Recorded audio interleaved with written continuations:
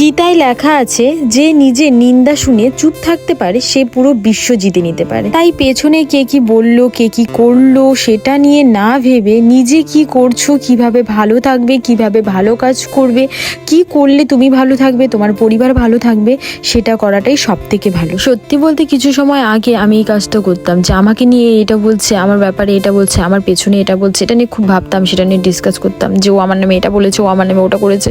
খুব খারাপ লাগতো এই জিনিসগুলো। তো এখন দেখছি যে না, এইসব করা একেবারেই করা উচিতই না। যে কে আমার নামে কি বলছে না বলছে সেটা নিয়ে ভাবাটাই উচিত না। যার যেটা ভাবার, যার যেটা বলুক না, আমি শুধু আমার মতো কাজ করি, আমার মতো ভালো থাকি, আমি যে জিনিসে ভালো থাকবো সেটা করি, সব থেকে এটাই বেশ। তোমাদের কি মতামত অবশ্যই জানিও। তো আমরা সেদিন চলে গেছিলাম একটা ক্যাফেতে, আমরা সবাই মিলে সেদিন গিয়ে চা খেলাম, ক্রিসপি চিকেন, চাউমিন খেলাম, অনেকটাই মজা করলাম। খুব শর্ট টাইমে এইটুকুনি আনন্দ করেছি। সত্যি বলতে সারাদিন কাজকর্ম করার পরে এই একটা টাইম যদি একটু বেরোনো যায়, একটুখানি চায়ের আড্ডাটা মারা যায়, তাহলে কিন্তু দেখবে মনটা খুব ভালো হয়ে যায়। তো বন্ধুরা, ভিডিওটা কেমন লাগলো, ভালো লাগলে লাইক, শেয়ার, কমেন্ট অবশ্যই করো।